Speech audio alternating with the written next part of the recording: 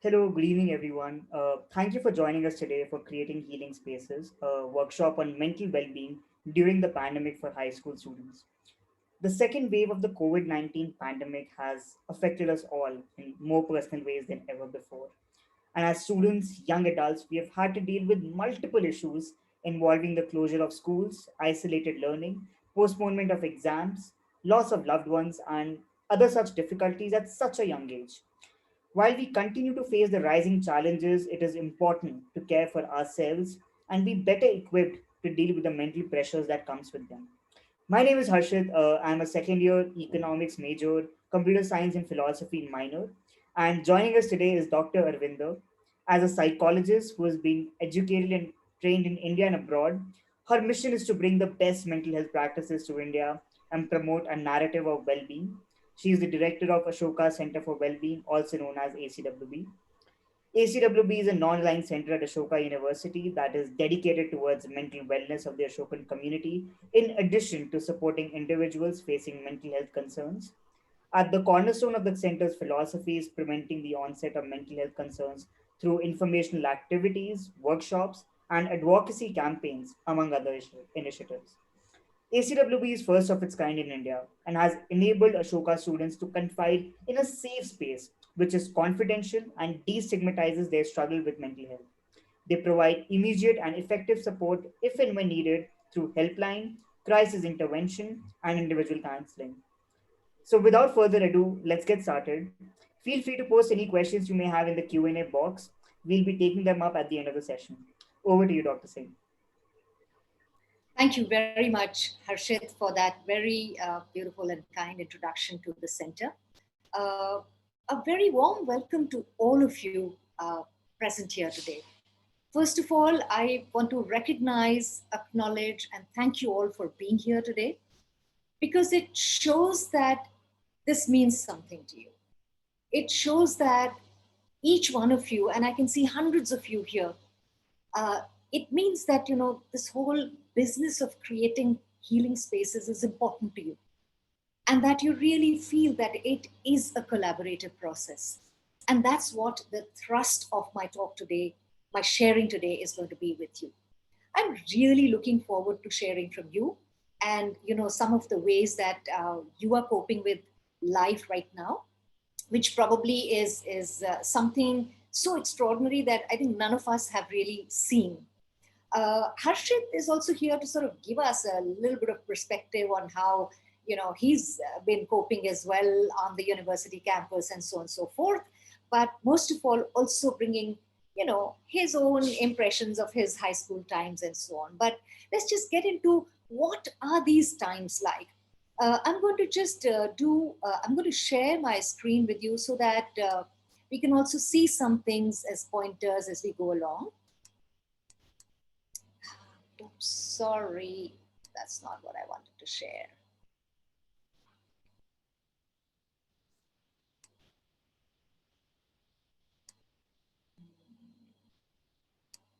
Yeah.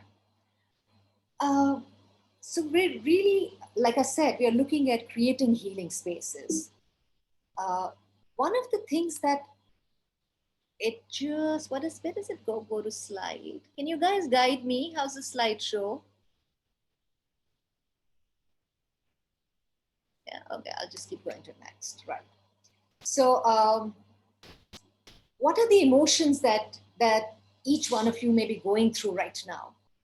With the situation of no school for such a long time, not knowing how long this no school is going to continue, working from home, being in that isolation, being in a space where, you sort of, you are, some of you may be feeling like you're stuck with your parents at home.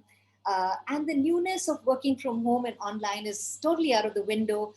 Not to mention the fact that exams or no exams, not to mention the fact that we don't know where is this going, or the fact that my career trajectory, is it being compromised right now?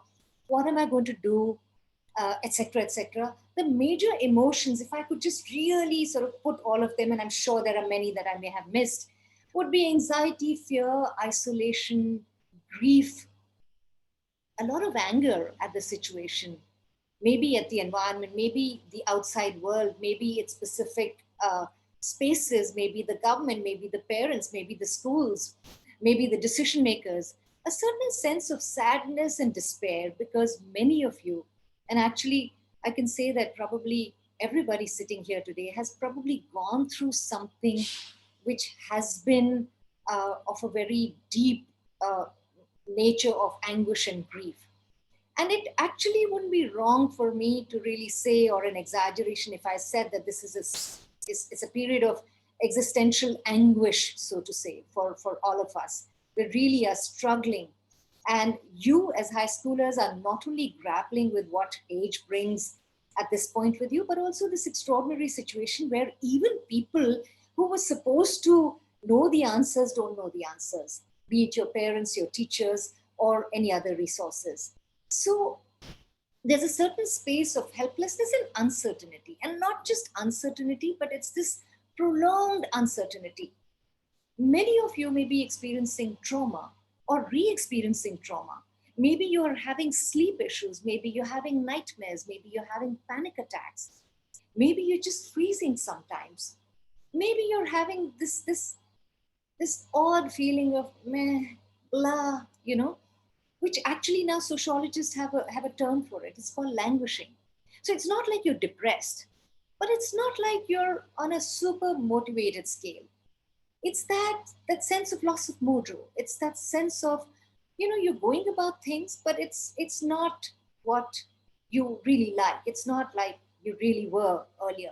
And you're sort of experiencing this sense of loss, a loss not only of loved ones or your structure or your schools or your spaces with your friends, your coffee breaks with your friends, or you're going to malls or any other places, or you're going for a game, uh, but a sense of loss of control because I don't know where my day is going to go, how is it going to pan out, a loss of sense of identity because there's so much that's coming up and so many identities are getting enmeshed, a loss of sense of motivation, and all of this leading to a sense of exhaustion, physical, mental, and emotional.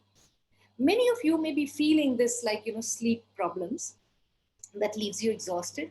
Many of you may be oversleeping, overeating, you know, and but yet this oversleeping also doesn't result in the next morning feeling fresh and wanting to spring out of bed, but generally speaking on a sense of like a low, and feeling like a sense of tiredness because emotionally, mentally, and physically, you're exhausted because you're working or not working 24/7.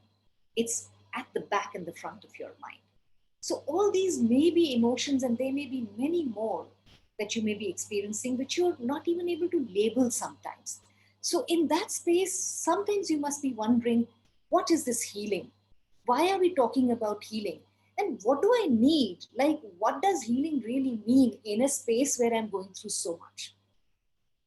Let's understand healing. It's basically essentially a very positive and a very subjective process. Subjective because there are no parameters that tell you this is exactly, on a scale of 0 to 10 how you're supposed to feel.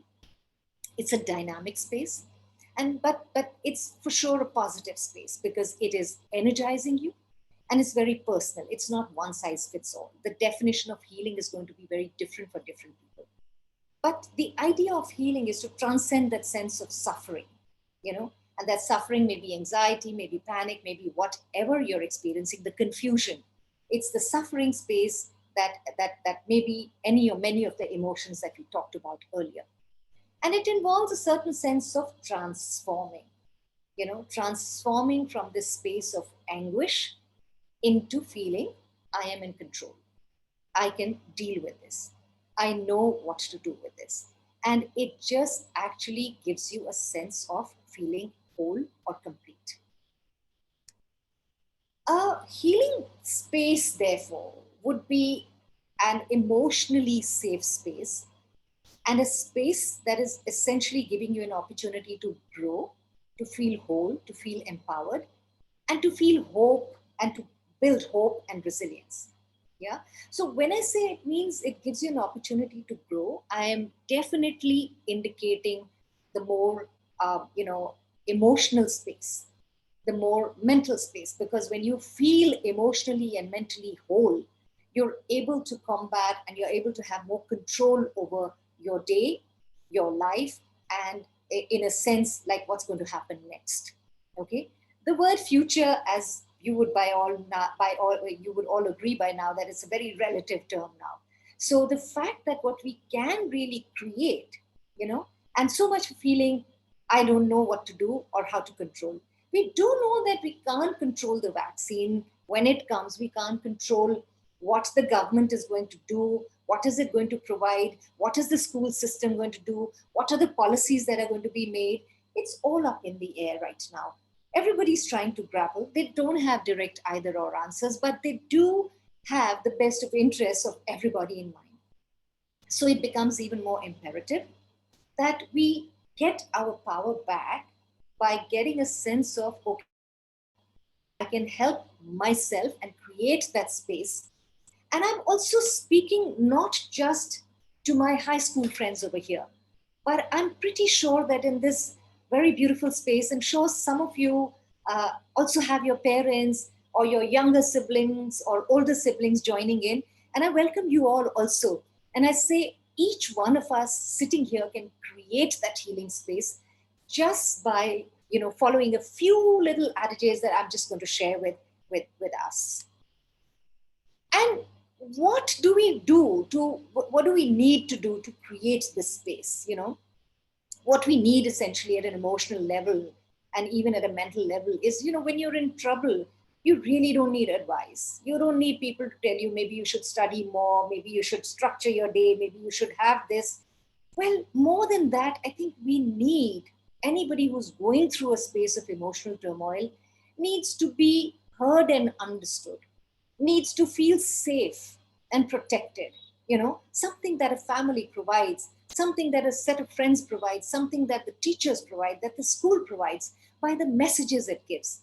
We need caring and compassion, because at this point, I am so certain that each one of us sitting over here is feeling, sort of like injured and maimed and wounded at an emotional level somehow. We need that caring and compassion. We need to feel connected to supports and resources outside, also connected to some spaces within us. We need to be in control of what we can control, and what actually really the sole purpose for all of this is, because as human beings we need to have a purpose. When you wake up in the morning, you really need to have a sense of purpose to your day, some kind of productivity to your day, something to look forward to. I have to do one, two, three, four things. And we need to have a sense of community, like we're not alone. We're all there to look out for each other. How do we create that? We create that by absolutely going back to the basics. I'm pretty sure you've heard a lot about, have a eat time, sleep time, have exercise. So at the cost of sounding repetitive, I am still going to point out the rhythm, because the control lies in just the basics. Whereas you can't control what's happening around you, where policies and decisions are required, you very much can control how your day goes. And at this moment, and of course, there will be some surprises that will be sprung up. There might be some news that you get that upsets you. But on the whole, having a rhythm to the day gives you a certain sense of purpose, gives you a reason to get up in the morning. Rhythm actually means a wake up time, a sleep time, a meal time, and having some things in between. And how do we create that rhythm? We create that rhythm by having some routines, some rituals, okay? And some kind of, like when you have a routine in a day, like a eat, sleep time, like focusing on healthy meals, or having some rituals, like, these rituals are missing in our lives right now. When you all were going to school, or parents, when you were going to work, you know, uh, or everybody else who's watching this, when you had something to go step out of the house and go do, you had a ritual. You would get ready in a certain way. You would pack your bag, and you would step out of the house. So there was a ritual involved around it, or you did some kind of there was a space. You went out for a coffee with your friends. You went out for a game, you went to the gym, and I could go on. Now, those rituals are missing, but if you could create some kind of rituals or rhythms around your self care, around even when you sit for your online class, making sure that you dress a certain way, making sure that there is a specific space that you have allowed to yourself, creating those kind of boundaries, because boundaries anchor us. They give us a sense of control. Mostly, so many of you right now might just be using your dining table as the hub of everything. You may be having your classes, you may be having your interactions with your friends. You're definitely eating on the dining table. You may actually be having conversations with your family over there. Maybe many of you are helping your parents chop veggies or do some other work and so on. So all your roles as a friend, as a student, as a child, as a sibling, everything is just enmeshed and is, just you're on the table doing that. And there is no boundary. And sometimes, there may be sounds in the background. Maybe your siblings are fighting. Maybe, there's too much noise in the kitchen happening. Maybe somebody rings the bell, and something of your reality that you really don't want to bring in, but it somehow comes in. And the only way you can probably establish a boundary is pressing the mute button. And that's probably the only way you can set boundary for the others also. Yeah. So having a sense of boundary in terms of a designated space where you sit, and where your laptop is placed or your computer is placed, where you have your class or where you have your working day or whatever you need to do, will help you. You don't need to have a room to yourself. If you have, great. If you don't, even a corner with a small table or a stool would do the trick. You know why? Because our brain is wired in a certain way. The moment you go to bed, you know, the brain sort of gets this whole idea of sleep, right? The moment you start getting into a ritual, like you all may be having a ritual around sleep. Maybe you get into your pajamas, maybe you brush your teeth, maybe you drink something, maybe you listen to a certain kind of music, maybe it's something else. So those rituals actually psychologically prepare you to get a good night's sleep. Okay, the same way, if you want to, many students tell me that they're not able to focus, they're not able to concentrate as much as they used to earlier. And I tell them, having a kind of ritual around it will help you, having a boundary will help you, because your brain is a very, very sophisticated computer. It needs a language which is very, very clear so it can follow instructions. So having boundaries helps you enhance that. So if you use your bed only to sleep and relax, you know, your brain understands that. And there's a very beautiful law called the Hebb's law. And the Hebb's law states that neurons, I'm sure most of you would have known the basic biology, neurons in our head, they sort of connect with each other to make neural connections. And the neural connections are responsible for our behaviors. This is putting very simply. So neurons that fire together wire together. So if you do something continuously, religiously, in a routine or a ritual, in about 3 weeks' time, your brain learns to sort of do that. Some of you may be having, maybe you keep some kind of a timer. Maybe you have an alarm. And if you keep an alarm for the same time for 3 weeks, you'll find that after that, your body clock will suddenly kick in and you will not need that alarm and you will just wake up anyways. It's to do with your brain and neuroscience. So if you were to have a designated space as a boundary, it would help you. Very simple, very basic, very doable. Some of the examples of self-care, which I really find as a ritual a very important space. Some of the things could be being in the present moment. If I could, and some people call it mindfulness as well. If I could give you a small example of being in the present moment, it would be if you just paused and you just looked around what you can see, absorb the colors, the light, the texture, the sounds that you can hear. That is your here and now. Okay. And if you can take some, put some kind of reminders for yourself, and a couple of times during the day, if you take time out to just become aware, it's just a minute or two. It helps you get back and focus on the task at hand. Because you would have noticed that the mind just goes into one thought after the other, and within seconds, the thought you started with and the thought you end with is very different. It's gone all over the place, and suddenly you say, oh my goodness, I need to get back to what I was doing. So being in the present moment, or even mindfulness. So mindfulness is also, it's a very it's a again a very scientific thing. Neuroscience tells you that with practicing mindfulness, you actually sort of train your amygdala in the brain, and the prefrontal cortex, which is responsible for focus, concentration, decision making, etc. With mindfulness, what you do is you help them control and create a balance, and it works in your favor to bring down your stress levels, and also gives you the ability to cope with stress. So, net net, it helps you be more present to whatever you're doing, whether it's being with your friends or studies. Okay, something that a lot of people, a lot of studies have been done, even on meditating monks and how their brain changes, etc., etc. Not the time for this, but maybe you could read about it. Things like taking short breaks, caring for a pet, seeing a plant grow, journaling, writing, whether it's poetry or prose, or just journaling your thoughts, exercising, are some of the examples of some of the rituals of self-care that you could build into your day to day. Why do I say this? Because I think it's extremely important for us to be aware of our feelings, because if you're not aware of your feelings, you don't even know what to work with. And how do we work with the feelings?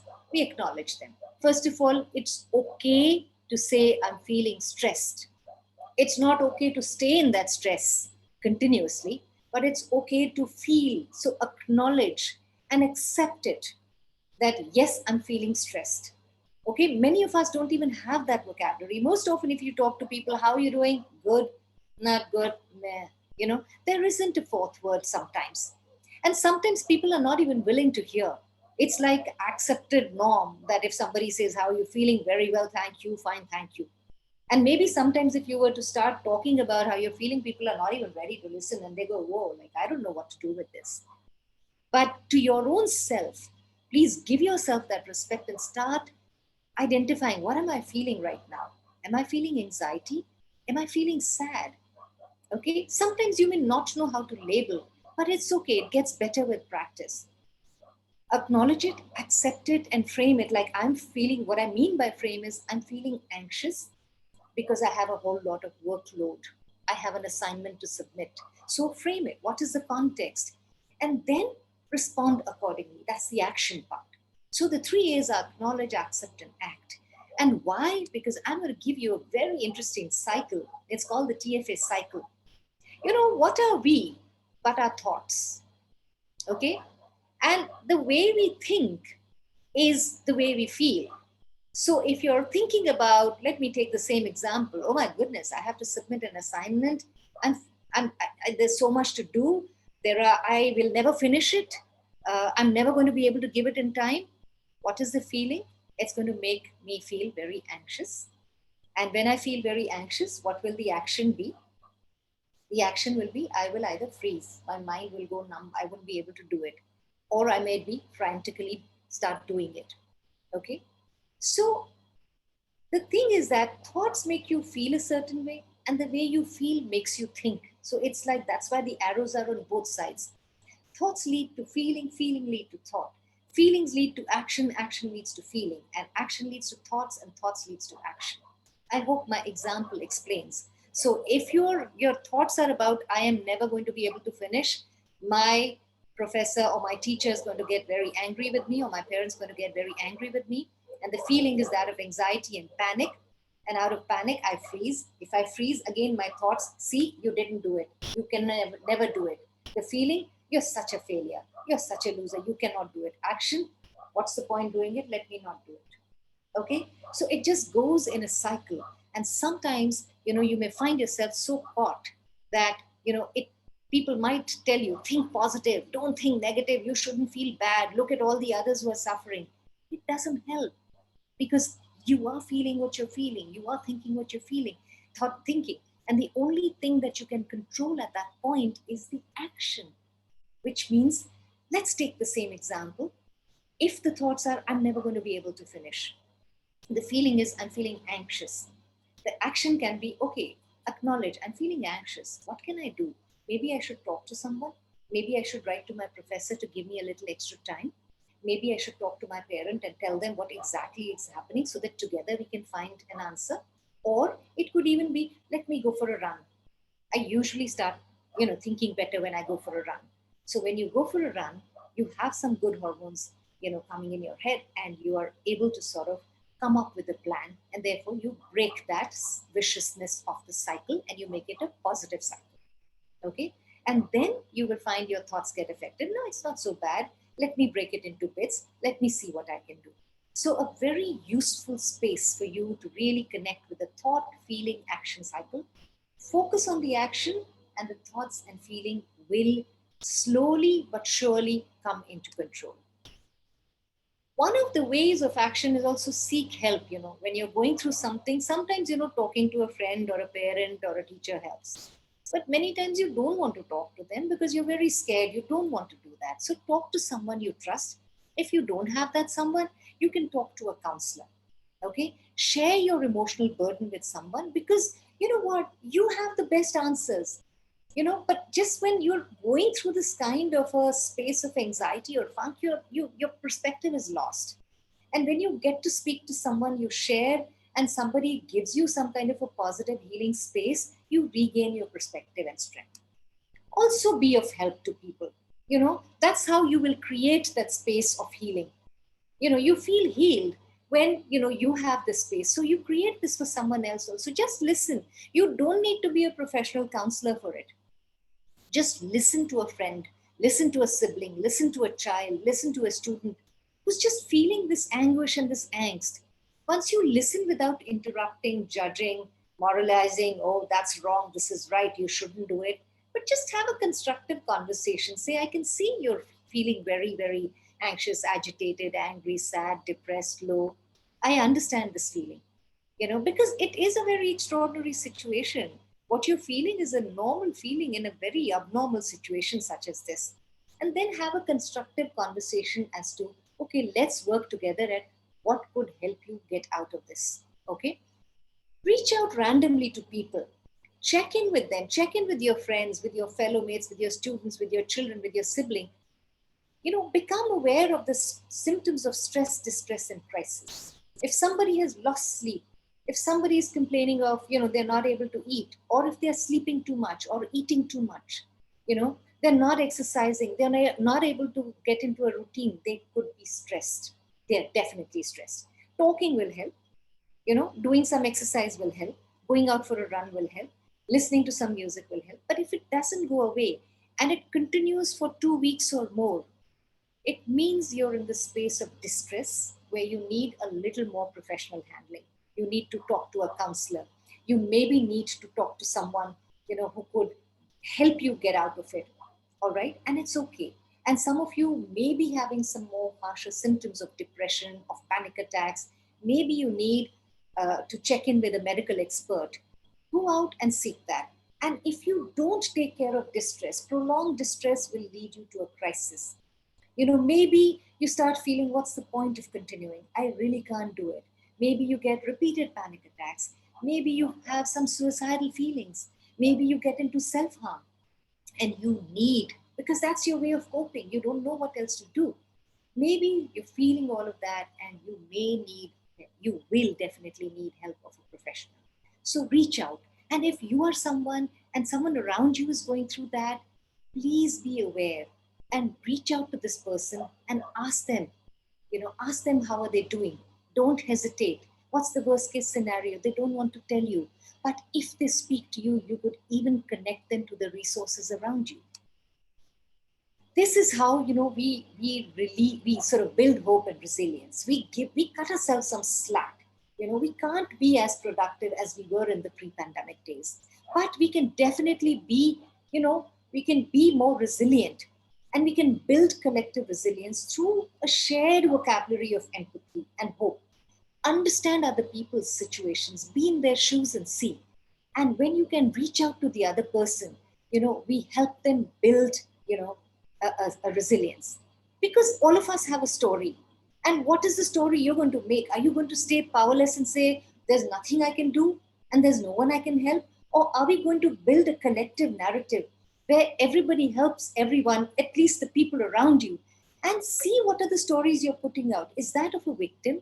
Everything wrong happens to me. Are we going to blame the outside world? Are we going to use catastrophe as our language? Everything goes wrong with me. Everybody is always out to get me. Or are we going to build stories of hope? If we've had some bad experiences, some traumatic experiences in the past, we still have a time to change that story and restory, like I said, through seeking help, through examining what do we put out, what do I want to put out, and seek the appropriate help for it. Going forward, I'd like to say anchor, anchor in purpose, because that's what we are here for as human beings. Look at the progress, not the victory. Not how many chapters have I done, but how has my day gone? Has there been progress from what it was? And focus on and rejoice and enjoy the small victories that you may be having. Keep connected with the sources of support. And something that I haven't written here, but be also the connect, that you can be that source of support that people reach out to. Reduce the stigma around seeking help for any kind of emotional problems, because there's a lot of people think you're a coward, you're weak, you're so and so, but actually it takes a lot of courage to reach out and seek help. And nip it in the bud, nip it in the stress stage, don't let it go to the crisis stage.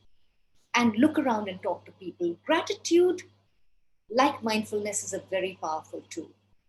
Again, working with the subconscious mind.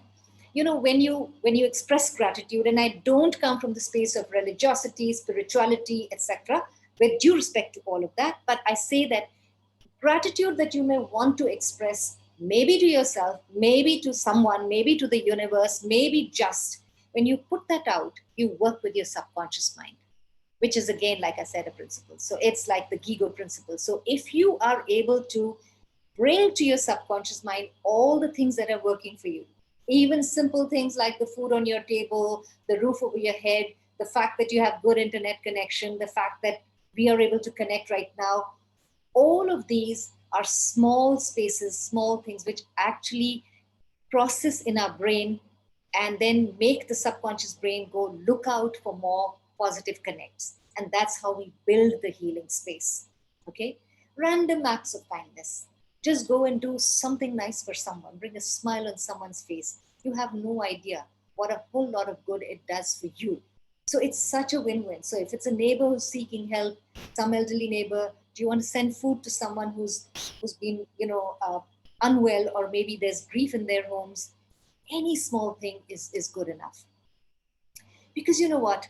We are in this together. This is a very shared collective experience where all of us are going through a lot. And what we can do to create healing spaces is just to reach out for each other, to create the communications, to reduce the catastrophic communication. So instead of feeling I'm stuck in the house with my parents, to be able to say I'm safe in my home, yeah, and to be able to also use the language of empathy both ways. Here, I'm not only asking the students to look at what the parents could be going through, but for the parents to also look at what the children could be going through. This extraordinary situation where both parents and students and everybody has worked towards, and your schools and your teachers and your principals and the policymakers have worked towards building a system. Everybody is clueless as to how to deal with it. They're trying to figure it out. And collectively, when we see this as a shared collective experience, we feel less disempowered. We feel like we'll come up with a solution, and we create that healing space. We build that space where everybody can be nurtured and everybody can get that emotional strength back. That strength which is already there in you, which makes you the best problem solver for your problems, and nobody else in the world can give you that kind of support as your own inner self. So go ahead and connect within and connect without. And I'm going to stop here to sort of handle some questions if you have, or some comments that you have. So thank you very much for tuning in, and over to you, Harshit. Thank you so much, Dr. Singh. I am definitely sure that your words instilled a sense of hope and enabled, like, some of us at least to create that healing space for ourselves in whatever way we can, in the ways you said. Um, some of the questions, I'll try to take as many questions as possible given the paucity of time. But the first question is around studies, exams, and entrances. That the things we have gone through this year are preventing us from getting back on track to study properly. What shall we do to come back on the track and prepare for boards? What should we do to prepare? Sorry, I couldn't hear the last bit. Yeah, I'll repeat. What should we do to come back on track and prepare for boards? Yeah, you know. So I know that boards is something that's a very, at this point seems like really a very defining space in your careers. I'm not going to deny that. Yes, it is. Okay. One, cut yourself some slack and do know that if you start expecting yourself to catch up for the lost time, you're going to build yourself some more anxiety. So, step number one to prepare yourself for boards is get into a rhythm routine which you define. Don't let anyone else define. You define what is the most healthy routine for you. What are your good study spaces? Some of us are, morning risers and we focus very well then. Some of us are night owls and both are fine. So identify what are your good spaces. Make sure that you keep time for self care, your sleep, your food. So, healthy food goes a long way in building good brain muscles and keeping you alert and aware. Having that routine, have knowing your good times of focus and concentration, because everybody cannot focus throughout the day. We all have our time, so identify your time so that you can maximize on that. Break whatever you have to learn into very tiny chunks. If you're carrying a very thick book around you, it's going to stress you. If you have a chapter Xerox out of it, you know, it seems like this is very doable. So, de-chunk it, like, break it into smaller bits. Also, remember that the more you have the self preservation spaces, like maybe some kind of probably yoga, exercise, and you choose, I'm not saying do all of that, yoga, exercise, aerobics, dancing, jumping, whatever you want to do. Or if you don't know how to do any of that, or you don't believe in meditation, yoga, etc., etc., just learn deep breathing. Okay. If you're unable to sort of keep the focus, yoga nidra is a good tool if you want to try it out. I'm not saying do all, but choose any of these. But basically, get that rhythm and then see and focus on being, on being on the progress and not a definition of a chunk, which is productivity. Like, is it the same as I would have done? Have I done 10 hours of concentrated study? But have I been able to do some bits?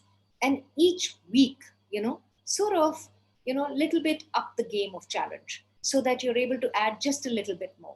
If you don't exercise at all, start with 15 minutes. If you're not able to concentrate at all, take short breaks. And in breaks, I just like to point one little thing. Your breaks should be short. Like if it's a 1 hour chunk, like if you've studied for 50 minutes, take a 5 to 7 minute break. And in that break, um, you know, don't Netflix because it's very addictive. It's very difficult to stop after 5 7 minutes or any such video. But listen to some music, go have a nimbu pani, have a little chat, go just walk around the room and come back. Something that just helps your brain just come back to the focus point. Yeah, all this is just going to give you like your sense of control. Basically, what you're saying about preparing for boards is how do I get my sense of control back? And then just do the best and do know, like I said, it's collective. You know, I'm pretty sure everybody around is just trying to make this easy for everybody else. So your parents are probably trying to make it easy for you. And if they're anxious, if parents, if you are listening to me, if you're anxious, please deal with your anxiety and make sure that you're not sort of displacing it on to the situation around you, because anxiety to a little level is good, but otherwise it just makes you either freeze or flight or fright, or it doesn't get the best out of you. A little bit of anxiety, good, it makes you perform. I think it is a clear, like, very good segue to our next question about, like, The question says that how do we as students handle parents who are over controlling or who do not respect privacy or interfere in our present life, and sometimes we desperately need them. Like, it's just very confusing sometimes. So how do we balance our feelings for parents? Yeah, yeah. Well, a very good question, a very pertinent one. So, what happens is that when parents are doing this, let's understand, when we started the session, we talked about feelings. They're all going through all of this. So parents are feeling so anxious that the only way they probably can feel a sense of control is by controlling. Okay. So if you can sense the anxiety in your parent, it's a given. We all know, we love our parents and they love us. We know that. No matter how angry, irritated, bugged you might be with your parents, but you love them so much. Yeah. But you just wish that they backed off a little bit, right? And what would be most healthy? And I'm putting a rider that maybe all of you may not be able to have those conversations, but those who can, express your own emotion. Okay. A, here are the steps. Understand that they are doing this because they are anxious, right? If you see people who are anxious, they get a little hyper, they try and control whatever they can, etc., etc. And that actually transmits to the others. If you can see what their controlling does to you, hmm, and you can put it in an empathetic way, saying, I understand that you're anxious about my future. I know that you really care for my future, but when you do whatever they do, it makes me feel quite anxious, frustrated, and I'm unable to perform. So focus on your feeling and tell them what their behavior does to you. When you do that, there's an understanding and a bond that develops where they might say, oh, that's not the intention. And then, like I use the word, have constructive conversation. Then you'll be able to sort of tell them, it would help me if you did that. Then it becomes collaborative. Yeah. So tell them that I want you to help me. So I'm going to tell you, but I don't want you to structure my day for me. I'll tell you what my structure is and which is how I want. I'll keep you informed if you like, but getting into every space because look, parents are also grappling. You see, now pre pandemic days, being on the laptop meant Facebook, chatting, watching a movie. But post pandemic, I get it, it's been a year plus, but they're still grappling with are you in a class or are you just doing some mindless chatting? Okay. And of course, we can have multiple windows open. And that gets maybe confusing, maybe distressing. And for all the parents out there, this is a cry for help. Somebody has really put it out on behalf of many, many students who may be feeling that. So do see that, if parents are tuned in, try and make it collaborative, speak the same language, saying that I'm really anxious. If you told me what you're doing about your studies, I would just, it would make me feel calmer and tell me how can I help you. So it's a collaborative pursuit. And I wish you all the best with that. Yeah. It's not the easiest of conversations, but it is possible to do that. Absolutely. At the same time, there have been questions from parents as well. So one of the parents asked that what could be the best way to motivate this generation of students who want to who want instant results. It's difficult to inspire them, to ask them to start a routine, etc. And how to help children deal with anxiety. My dear parents, my dear friends out there, there is no better way to motivate than leading by example. So what happens is when your children watch you willy nilly, they fall in your footsteps. The fruit seldom ever falls very far from the tree. And you know what? You are the benchmarks. So they're going to either really follow you, or if they don't agree with, or if they find that they are not getting the space to be nurtured, then they may go totally in the opposite direction. But the benchmark is you. And believe me when I say, no matter what they say, they're constantly in their hearts, they're looking for your approval, your acknowledgement, and your connect. You know, because this is like a tree.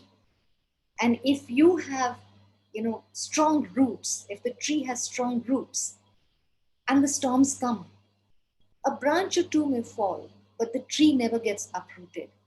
So, my dear parents out there, if you were to just like I said, speak the language, lead by example, and not just, sometimes as parents, we feel that it's our duty to educate them. But when we make education a collaborative pursuit, when you start wanting to learn with your child and from your child, then it just becomes a very beautiful collaborative process, which is really like a beautiful tree. Can't get any other analogy in my head right now, which is like really nurturing and nourishing. So as parents, please be the nurturing parents. They need your nurturance right now. Whatever you had to give them as values, by the time they come to high school, most of it, actually everything has almost come to them. So trust you've done a good job. And if you find them wavering a little bit, tell them what happens to you and what your concerns are. And then let them process it and then have a dialogue again. So any harsh voice, any harsh word, or any little label that you may have created for them, which is not positive, drop it.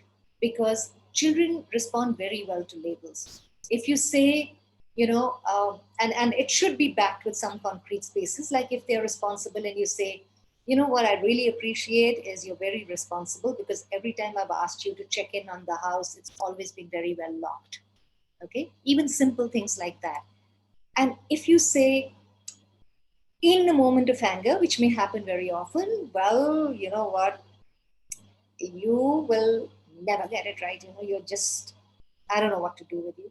That's what they're going to actually live up to because these are the scripts.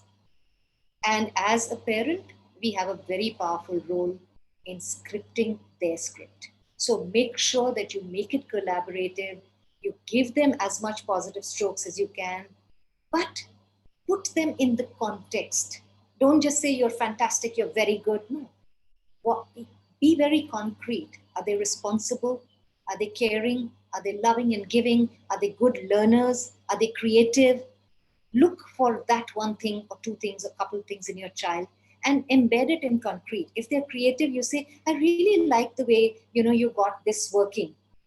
It was a creative situation. You're very creative, maybe, because they will apply that same thing to many other situations. And I won't be wrong if I tell you, even today, I can say that for myself. Even today, it matters a lot to me what my parents think about me. So when they give me a positive stroke about how well I've done, it still is a very important feedback for me. It still makes me glow and grow. So if you're creating that space for your children, they will grow, they will glow. Have a lot of hope and faith in them. Yeah, absolutely. I do believe the same. Like parents appreciating beautiful, like it just feels much more like closer to heart. The next question is about loneliness. So in this period, sometimes even when we are surrounded by people we love, we still feel lonely. It's confusing, or I don't wish to share my anxiety with anyone for fear of rejection or judgment of the same. How do I deal with it? Feeling lonely has been a very big fallout from isolation because you don't have those spontaneous spaces that you had, the chance meetings with friends, having coffee together or a meal together or, in classes or break times, etc. So this has been a very big space. But my dear friends, whoever's asking, you may be lonely, but you don't have to be disconnected. So stay connected. And with the loneliness, I totally understand your fear of rejection.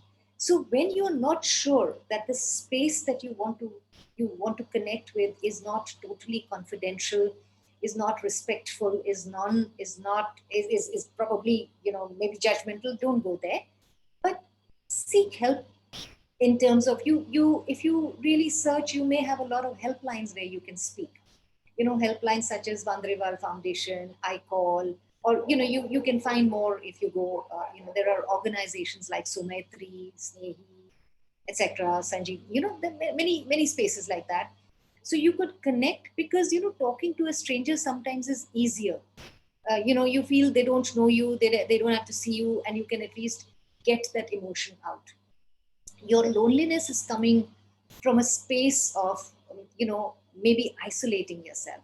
So two things I'm saying: one, don't stay disconnected, stay connected with people who you trust. And if that lonely space, the space where it's coming from, if you don't want to talk to this connected space, seek help outside. It's quite okay to seek help outside. I'm sure Harshit will share that how at Ashoka, seeking help for mental health issues is absolutely not a problem. As we speak, we're also in the mental health awareness month, and we do a lot of, like, right now there's an Insta kind of a space which is where we are putting out myths about mental health, etc., etc. Do you want to add something on that, Harshit, on what you want to tell this young friend of yours in terms of seeking help, perhaps, or how it is for you as you see it at Ashoka? I think like that's the feeling of loneliness or feeling isolation. It's very general and it's very like every age group during the pandemic has felt it at some point or the other. Like my grandmother also feels it, and I also feel it to an extent, and everybody feels it because all our modes of communication have somewhat only isolated to a Zoom screen, to a Zoom square, and that's difficult to navigate. But it's not impossible to seek some assurance or reassurances in the kind of friends or kind of connections you make over the period. At least at Ashoka, I have felt that the kind of sense of boundary and um, the kind of space we want to create in general by keep checking on people that how are you doing, how are you feeling today, and in general having an information campaign around mental health and just destigmatizing the same about how you can how you can just be okay not being that productive self, like just having a not having a high standard of you need to get A's in every class and that is the only way to succeed in life or to be the best A grader and so on and so forth.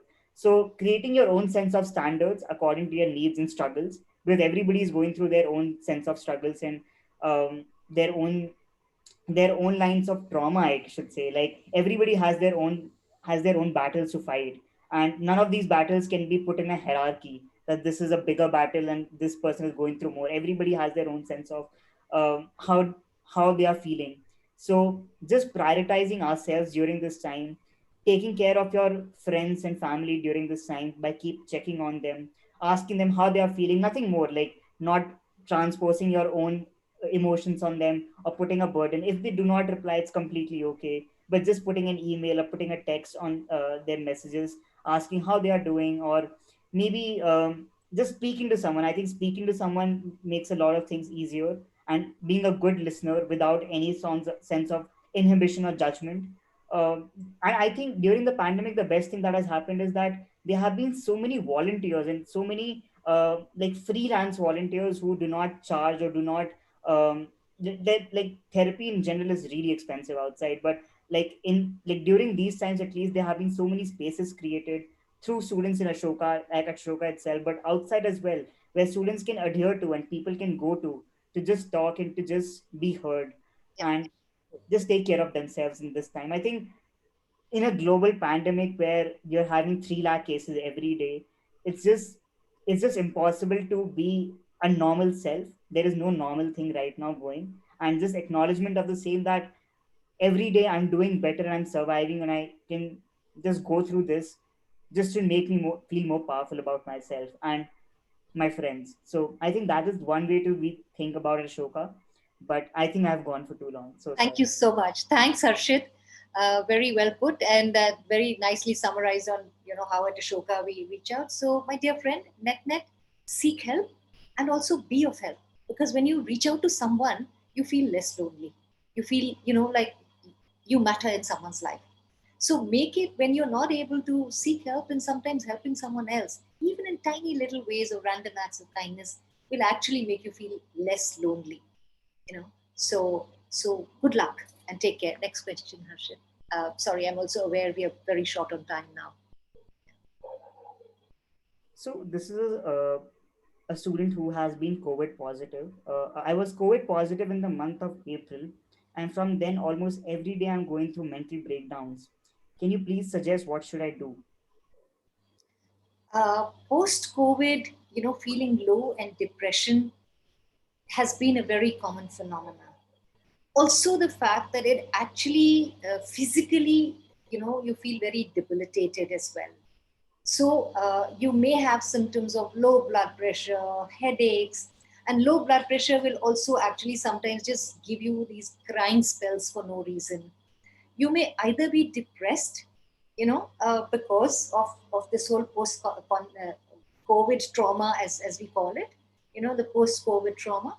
And there's a certain kind of fatigue that you experience because it really drains your body and different strains. So you might even wonder, why is it happening to me? It didn't happen to others. Each one of us is unique, and there are many, many strains. So the way it impacts one is not the way it will necessarily impact the other.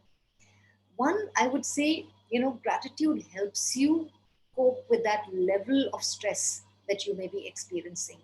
But more than anything, for this sense of low and depression and these bouts that come, you definitely need work at both levels. One, your nutrition, your rest, and if it's, although it's been some time since you've had COVID, but if it's exercise, it should be very mild, okay, because your body needs to recover. So more than the exercise, I will focus routine which has a lot of rest spaces as well. So a diet which is healthy, complete, wholesome, because this would have knocked the mickey out of you physically. Emotionally, the low that you're going through, seek out help. If you don't want to talk to friends, or talk to the helplines. Yeah, talk to someone, like, Harsh just pointed out, there are many student initiatives as well. If you go on the net, you will find something or the other, which where you will be able to talk about what is happening to you. Let the important people in your life know what you're going through. Okay, it's very important we try and brave it. You don't have to brave it. This is an abnormal situation, and it is going to take, but if you gave yourself priority and fueled yourself, you will be so recharged that you will be able to carry on. But if you push yourself now, when the energy is less, then you're not going to be able to cope with it. Okay, pretty much like the best car cannot move at a speed that it can, or even go half a kilometer if there is no fuel. Yeah, so fuel yourself, charge your batteries, and it's okay. Take your time. This is a horrific kind of illness, to say the least. And gratitude, and I would say I'm glad to see and know that you're alive, you're in this forum, and you're healthy. So gratitude for that, and focusing on what you can do to build your strength and your resilience, one little bit at a time. Like, what is the one little thing I can do to feel just a little bit better? It's not about feeling the best, but just about a little bit better. So please do seek help. Thank you. Thank you. The next question is about how can we deal with procrastination, like every student's question, I guess. And how can we motivate ourselves to get started? Yeah. Procrastination and languishing are the themes right now, other than, of course, the grief. And procrastination and languishing come because of, a lot of it also is also contributed by this prolonged uncertainty, not knowing where this is going. So I find that it's been heightened now because of this prolonged uncertainty. So one, what we can do for coping with low motivation, procrastination, is or languishing, is a, to sort of admit that I am feeling this. Secondly, a very small exercise, wherein you actually just hug yourself and you say, even though I am languishing, procrastinating, whatever you're feeling, I'm feeling not nice about procrastinating, I love and accept myself. Because what happens is, like I talked about the thought, feeling, action, okay, when you get caught in the thought, you have to stop the debilitating thought, you have to cancel it, you have to cut it, so that you don't feel less motivated. Because if you're feeling less motivated, less energetic, your action will result out of that. But if as an action, even if you do a simple exercise like this, yeah, you will find that you will find an action. Then define what, procrastination happens also when, there is too much on your plate. Yeah. So when there's too much to cope, we want to just pull a blanket over our head and not see it. Like I said, deep chunk it. Also stay focused on a balance. And that is what, like, being productive is that. Okay. So stay productive, not like, and keep focusing on the progress you're making. Don't compare yourself with the pre-pandemic days. A big reason for procrastination comes when you keep having the expectation the same as earlier. In fact, I would even go a step further to say you expect more out of yourself. Maybe people around you expect more out of you because they feel, oh, you're now at home, you have more time, you don't have to travel, you don't have to go to school, you don't have to, or even for the parents, you have to do more. But actually, this then becomes like toxic productivity, wherein you're actually with the books, you're doing a lot, but nothing much is coming out, and you're saying, I'm not the same, I'm not able to achieve as much. So have lesser hours of work, but make it more focused and productive, and reward yourself. The way to deal with procrastination is, set out a task and set out a reward with it, a tiny reward. Yeah. So that will actually keep propelling you, and it won't happen overnight. You have to keep at it. Remember, I told you neurons that fire together, wire together. So you have to keep going and doing it no matter what you feel. Those little things of routine you carry on till you build that muscle. And you all know that a muscle, if it's not worked upon, it atrophies. So the same way, if you don't have a routine, you'll keep pushing it, and you'll keep, and if you push it and the task becomes huge, you don't want to do it. It's fight, flight, freeze then, so you're going to fight to push it away, or you're going to just not look at it, or you're going to freeze and say, I can't do it. But what I'm suggesting is be in the flow. Yeah. So the flow means one little thing at a time. What can I do to feel just that much better, that much more productive, that much more structure? Um, I know we are quite overboard time, but there were last couple of questions and we can take Sure. them quickly. So one question is about how should I balance my work life and social life, given that both working and online socializing seems like a task these days. Yeah. So how do I balance? It is something each one of you will create. I would say for sure make some time every day for the social connect. Don't just remove it. Don't compensate by saying today all day I didn't study, I was only socializing. So tomorrow and the next whole week I'm only going to study and not, or I'm only going to be with my classes and teaching and learning. So have a balance there. It usually helps to sort of keep this kind of social connecting when you need like a longer break, right? I've talked about short breaks, but you also need like a longer break when it's a meal time, when it's you really want to unwind. So make sure you make that connect. Also, I would say that connect with people who energize you, and that goes also for someone who is talking about procrastinating. Have like a buddy system, have someone check in on you and you check in on someone, so that you can motivate each other. So the same way here, make sure that your structure involves checking on someone, doing some self care for yourself, creating chunks of time, and having very, very uh, clearly defined boundaries. So the words that I used were routine, ritual, boundaries. These three things will actually help you have a productive day, will actually help you create the balance. Right. Um, the last question is about anxiety and stress. So, how to deal with overthinking and anxiety? Can you share some practical tips to deal with anxiety in that moment? Or I feel like my social anxiety has gone worse during the pandemic, and it interferes with my class participation.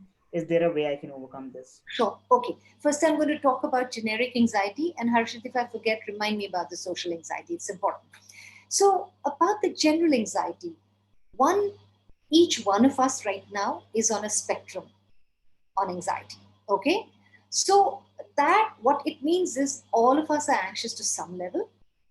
And research has shown that, People who were on a mild, on a spectrum of mild anxiety are now on a moderate or a severe anxiety. Okay. So things to do so that anxiety does not become an anxiety disorder attack or a panic attack is A, if you feel that anxious thoughts are coming, I do understand it's very difficult to get out of that. It's like a whirlpool, it's sucking you in. It's like really like a black hole. So, a couple of things very quickly. A, for anxiety, if you can move out of that physical space, maybe move into a different room. Your thought process changes because you're looking at different things. Sometimes, if you're not able to do, you just have to tell yourself, stop. Okay, catch your thought and stop. If you can say it out loud or in your head.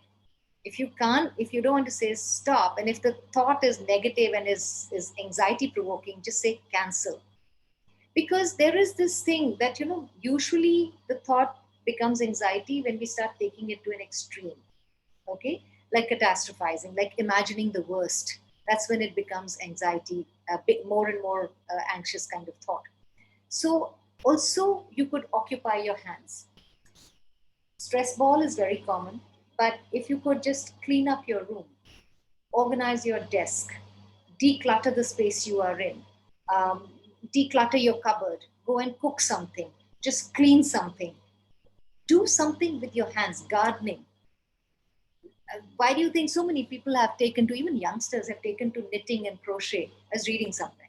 That the amount of knitting needles that have been sold is like phenomenal.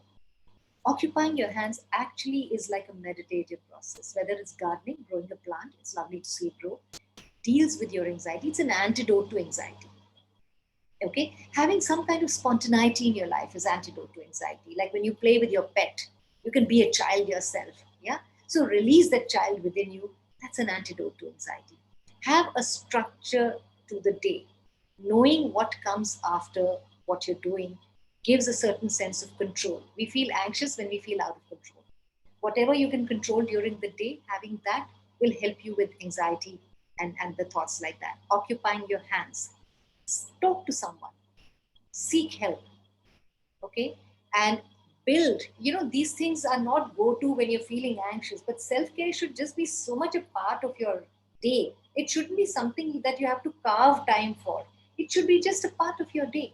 It's not a go to when you're upset or not feeling good. It's something that's a very integral part of you, as much as brushing and bathing is. Yeah, so self-care, um, reaching out to someone, thought stopping, journaling. If you write the anxiety provoking thought, you'll find that it's a kind of a cognitive distortion, because you'll be catastrophizing. And when you look at it, you say, actually, it's not true. And gratitude is a very good antidote to anxiety. When you feel grateful for things, you feel less anxious. But don't grapple with it alone, and build a routine around spaces which can sort of help you. If you are someone who's having panic attacks, or someone around you is having panic attacks, remember, if you're helping someone, you don't panic. And if you're someone who is having a panic attack, do know what to do. Okay? Taking a sip of water helps because it helps you breathe better. Don't try to breathe deep because you can't breathe deep when you're having a panic attack. Instead, exhale, because when you exhale, your inhale is a little bit deeper. Okay, and when you have more oxygen in your body, that oxygenated blood goes to your brain, and the brain relaxes, and it brings the panic down. Even the worst of panic attacks usually doesn't last more than 20 minutes or so. Hmm? But the feelings are like totally freezing, like I'm going to die, like a heart attack, like all of that. So make sure that if someone around you is feeling like that, you just calm them, you just be with them. And if you are someone who's going through that, just reach out for help if you can. If not, breathe and make some self affirmation statements. This will pass.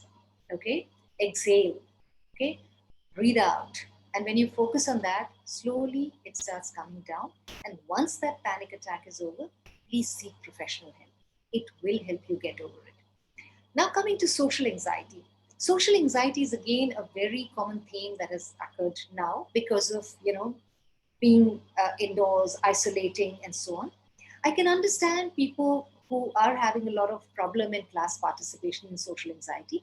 I would just say, share that with your prof. Let your faculty or your teacher or whatever, whoever you're sort of answerable to in that sense, let them know that this is what's happening. Also suggest them something alternative that you could do. So if you can't make a presentation, if you can't speak to an audience, tell them that, this is what happens to you, but you could do an extra project instead.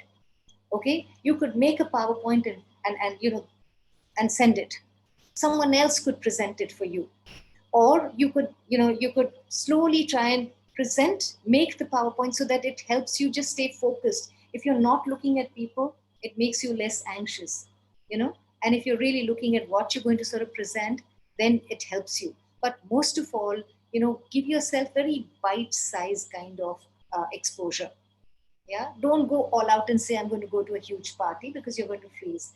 But try and reach out to one person, and each day sort of make it like, or each week say, I'm going to say hello to one new person perhaps, or someone who is an acquaintance. I'm just going to reach out and just check in and find out something. Or in a class, I will at least say, if I agree with someone, I will at least say yes, I agree. And of course, on the chat, if it's a class, make sure that you're at least putting out your thoughts there.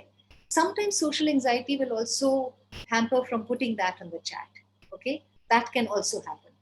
Yeah, but then little things like, if you agree, then sending a thumbs up or agreeing with someone or clap, is also a very gentle way of getting into the conversation. Social anxiety means you just, get away and don't engage. So thanks to the medium, you can even engage in very tiny bite-sized ways without your physically having to be there. Hope this helps you. Yeah, I think we can wrap it up now. Thank you so much, Dr. Singh, for taking out time from your schedule for this session. Also, thank you all for participating in today's workshop. We hope all of you take away a few life lessons and practical tips which will help you cope with these difficult times. Before we wrap up the session, we would really appreciate it if you could take a minute to share a valuable feedback with us. The link to the feedback form is provided in the chat box. Also, we invite you for a webinar on holistic admissions and need-based financial aid at Ashoka on Friday, 28th May at 6 p.m. The registration link to join the session is provided in the chat box below as well. Lastly, I would like to inform our audience that the final round of applications for the undergraduate program are open. The last date to submit our applications in this round is 23rd of June 2021. You can start your application at apply.ashoka.edu.in. Please visit our website www.ashoka.edu.in for complete details on the admissions process and timeline. Once again, thank you for joining us. Stay home, stay safe. Thank you so much for this opportunity to sort of connect with all of you. Please stay connected and take very good care of yourself. Remember, we're all in this together. Students, parents, teachers, policymakers, everybody. So take good care of yourself. Thank you very much. Bye-bye.